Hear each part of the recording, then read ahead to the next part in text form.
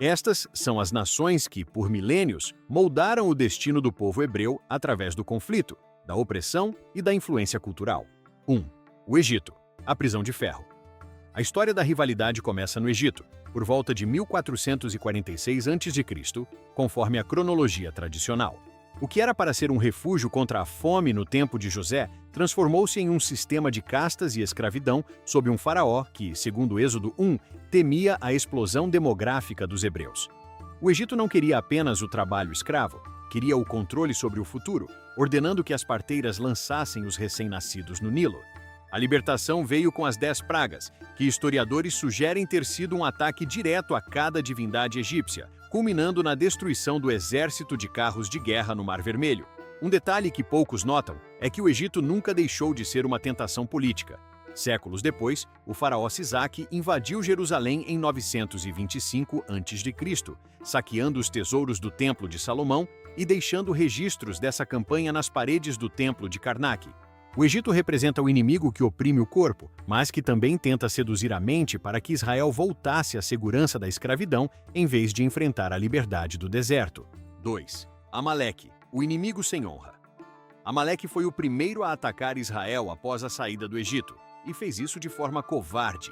Em Deuteronômio 25, o texto relata que eles não enfrentaram os guerreiros de frente, mas atacaram a cauda do acampamento, onde estavam os idosos, os doentes e os exaustos.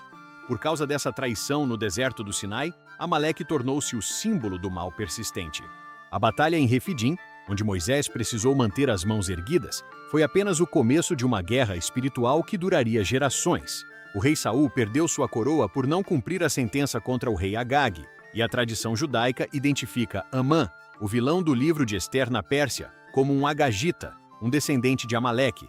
Isso mostra que, para o pensamento bíblico, Amaleque não era apenas uma tribo, mas um espírito de oposição que atravessa os séculos tentando exterminar os judeus onde quer que eles estejam. 3. Os Midianitas, os invasores do caos. Diferente do Egito, Midian era uma confederação de tribos nômades que atacavam por ciclos. Por volta de 1150 a.C., na época dos juízes, os midianitas agiam como uma praga de gafanhotos. Eles esperavam Israel plantar, e na hora da colheita, invadiam com milhares de camelos para roubar tudo, deixando o povo na miséria absoluta em cavernas. O confronto decisivo aconteceu quando Gideão, um homem que mal se considerava capaz, reuniu apenas 300 guerreiros para enfrentar uma multidão. Usando táticas de guerra psicológica com tochas e buzinas no meio da noite, Israel desorientou o exército inimigo, em Juízes 7. Mas o perigo de Midian não era apenas militar. Antes disso, sob o conselho de Balaão em Números 25, as mulheres midianitas seduziram os homens hebreus para a idolatria em Baal-Peor, mostrando que um inimigo que corrompe a alma pode ser mais letal do que um exército que invade o território. 4. Moabe, o parente invejoso. Moabe era descendente de Ló, o que os tornava primos de Israel, mas a fraternidade parava no sangue. Habitantes das planícies a leste do Mar Morto, os moabitas sempre olharam para Israel com medo e ciúme. O rei Balaque tentou contratar feitiçaria internacional para amaldiçoar os hebreus, mas acabou ouvindo bênçãos. A relação era de uma tensão constante. O rei Eglon, de Moabe, chegou a oprimir Israel por 18 anos até ser morto pelo juiz canhoto Eude, que entregou uma mensagem de Deus na forma de uma espada escondida. Um detalhe fascinante é a Estela de Mesa, um monumento arqueológico de 840 a.C., onde o rei de Moabe celebra suas vitórias sobre a casa de Onri, de Israel. Isso prova que os conflitos relatados na Bíblia tinham eco real nas crônicas políticas do Antigo Oriente Próximo, onde cada centímetro de terra era disputado com sangue e sacrifícios ao deus Camus. 5. Amon, os adoradores de Moloque.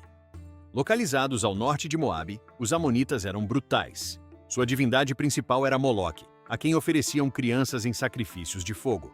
A rivalidade com Israel era territorial, mas carregada de crueldade.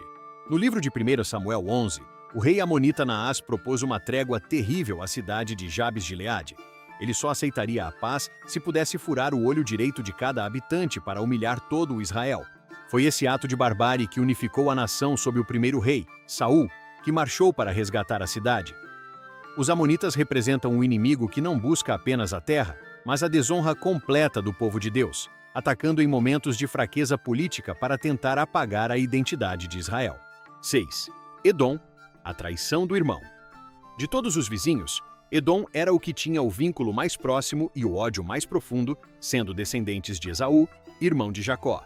Eles viviam nas montanhas rochosas de Seir, uma região quase impenetrável, onde hoje fica a famosa cidade de Petra Edom.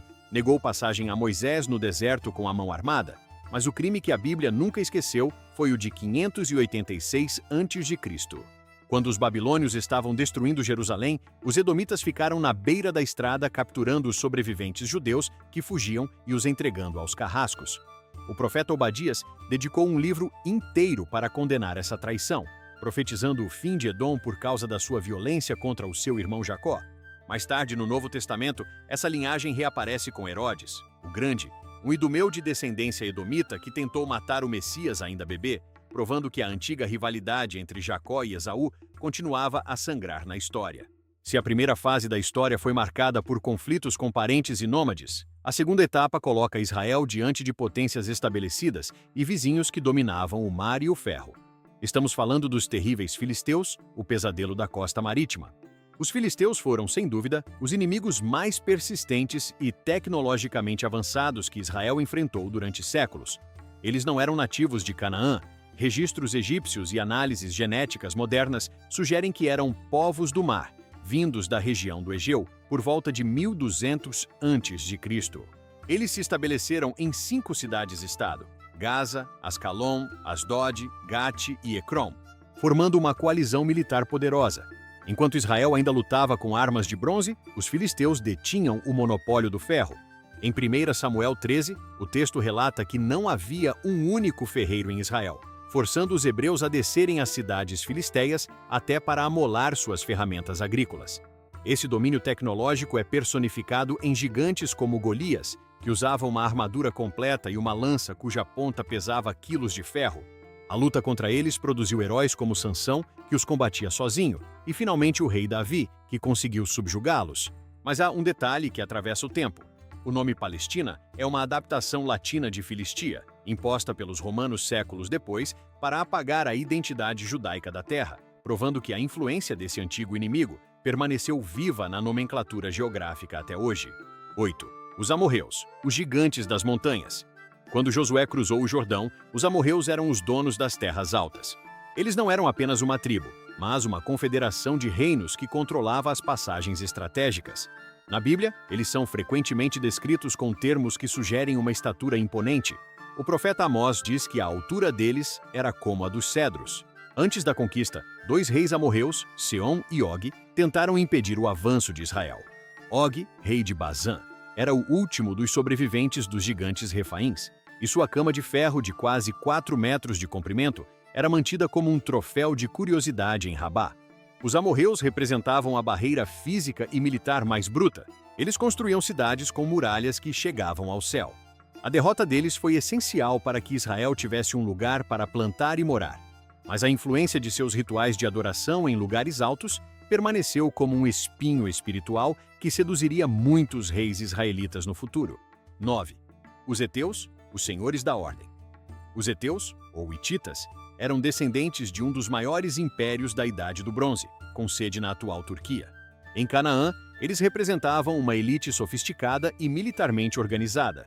Diferente de outros inimigos que agiam por impulso, os heteus tinham códigos de leis e tratados formais.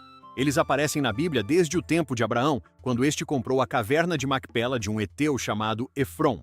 Mas, na época da conquista, eles faziam parte da coalizão que resistia ativamente a Israel. Um detalhe que demonstra como a Bíblia é honesta sobre a complexidade dessas relações é a figura de Urias, o heteu. Ele era um dos valentes de Davi, um soldado de elite que se converteu e lutou por Israel com mais integridade do que o próprio rei. Isso mostra que os heteus não eram apenas inimigos de guerra, mas uma cultura poderosa que, quando integrada, trazia uma força militar inigualável para o exército de Jerusalém. 10. Os jebuseus e a fortaleza. Os jebuseus eram um grupo pequeno, mas detinham o controle do ponto mais estratégico do mundo, a cidade de Jebus.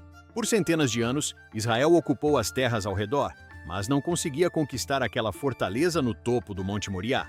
Em 2 Samuel 5, vemos que os jebuseus eram tão confiantes em suas defesas naturais que zombavam de Davi, dizendo que os cegos e os coxos seriam suficientes para defender as muralhas. Davi só conseguiu vencê-los através de uma estratégia de infiltração pelos túneis de água, transformando a cidade jebuseia na cidade de Davi, a Jerusalém que conhecemos. Um detalhe curioso é que Davi não exterminou todos.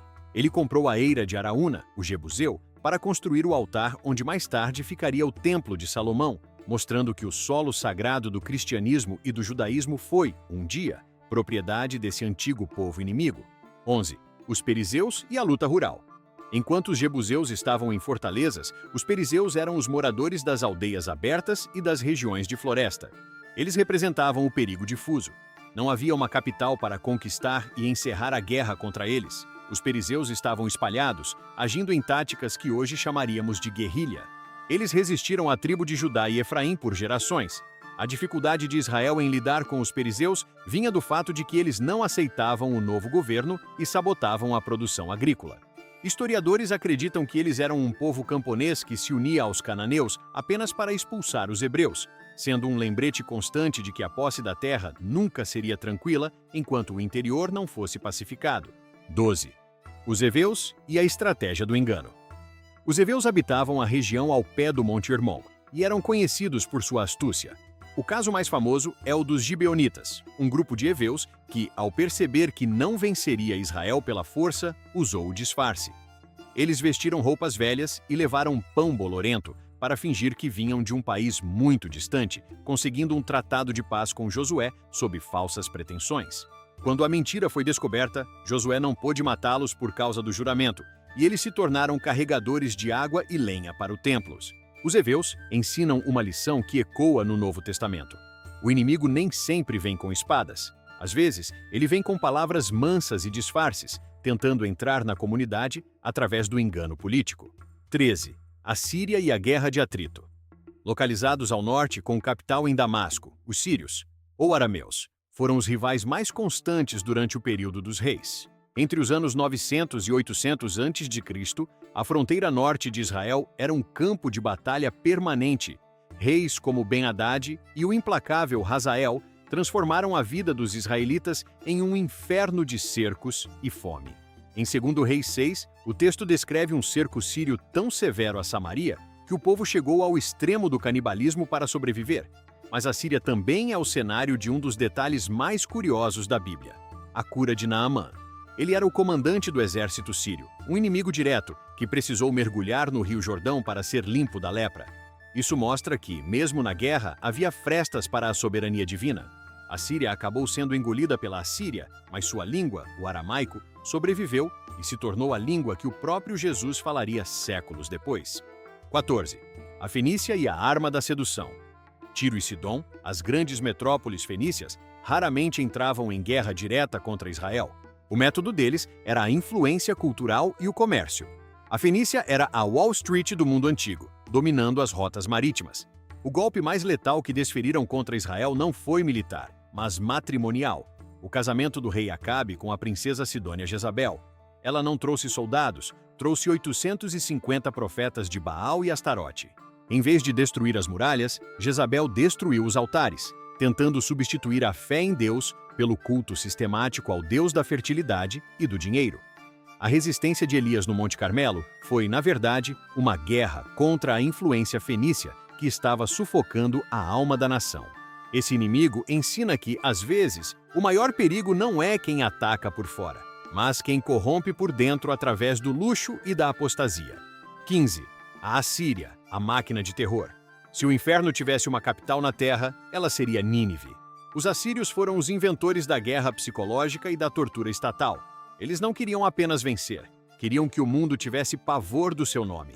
Registros arqueológicos mostram relevos de reis assírios, como Tiglat-Pileser III e Senaqueribe, vangloriando-se de empalar inimigos e arrancar a pele de rebeldes vivos. Em 722 a.C., a Assíria cumpriu o que muitos achavam impossível. Destruiu o Reino do Norte e levou as 10 tribos para o exílio, espalhando-as pelo império para que nunca mais se reunissem. Em 2 Reis 19, vemos o auge do drama quando 185 mil assírios cercaram Jerusalém. o rei Ezequias viu a aniquilação de perto, até que, em uma única noite, um anjo passou pelo acampamento inimigo, deixando-o repleto de cadáveres. Mas seu legado de medo ficou gravado nas profecias de Naum. 16. A Babilônia e o martelo do exílio. O que a Assíria começou, a Babilônia terminou. Sob o comando de Nabucodonosor II, por volta de 586 a.C., a Babilônia tornou-se o instrumento do julgamento final sobre Judá. Eles não apenas derrotaram o exército, eles queimaram o Templo de Salomão, derrubaram os muros de Jerusalém e levaram a elite, incluindo o jovem Daniel, para as margens dos rios da Babilônia. Ali, o inimigo tentou a tática da reeducação, mudando os nomes, a língua e a dieta dos judeus para transformá-los em babilônios. O Salmo 137 retrata a dor desse período. À margem dos rios da Babilônia, nos assentávamos e chorávamos, lembrando-nos de Sião. A Babilônia representa o inimigo que retira você do seu lugar de conforto e o testa na fornalha da aflição, forçando a fé a sobreviver sem templo e sem terra. 17. Roma, o Império de Ferro. O último grande inimigo bíblico surge no Novo Testamento. Roma era a ordem, a lei e a força bruta organizada. Diferente dos impérios anteriores, Roma permitia que os judeus ficassem na terra, desde que pagassem impostos pesados e aceitassem a supremacia de César. Foi sob o domínio romano que Jesus foi crucificado, um método de execução projetado por Roma para humilhar e aterrorizar os rebeldes. A tensão entre a cidade de Deus e a cidade de César atravessa todos os evangelhos e o livro de Atos. Em 70 d.C., os generais romanos Tito e Vespasiano esmagaram uma revolta judaica, destruindo o segundo templo e expulsando os judeus por quase 2 milênios. Roma foi o inimigo que tentou institucionalizar a religião e silenciar o Messias, mas acabou se tornando o solo onde a mensagem cristã se espalhou por todas as estradas imperiais. Ao olharmos para essa lista, percebemos um padrão impressionante. O Egito, os filisteus, a Babilônia e Roma. Todos foram gigantes que, em algum momento, pareceram invencíveis. No entanto, hoje, esses impérios são apenas ruínas visitadas por turistas ou capítulos em livros de arqueologia. A existência de Israel e a continuidade da fé cristã são as maiores provas de que o propósito sobrevive ao opressor. A história dessas nações inimigas não é sobre a força das espadas, mas sobre a resistência de uma promessa. Quando o mundo antigo tentou apagar a luz de uma pequena nação, acabou apenas servindo de cenário para que o poder da verdade brilhasse com mais força através dos séculos. No fim das contas, os inimigos passam, as muralhas caem, mas a palavra permanece como o único monumento que o tempo não consegue derrubar.